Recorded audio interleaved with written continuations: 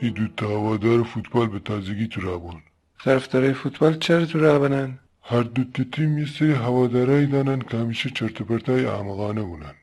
بعد هوادارای عاقل دو تیم به خاطر تعصب به تیم خودشون مجبور بنن اون چرت و پرتای احمقانه با دلایل منطقی ثابت بکنن. چون من این چرت و پرتای احمقانه با دلایل منطقی ثابت بکنن تو رابنن. کله پدر فوتبال به نگو دستک خرابکاری بکنه. چی تا آخه مردم تو ره کنه؟ باید شما رو هشدار بدم که نشانه های اولیه روانپریشی همین فحش دادنیه.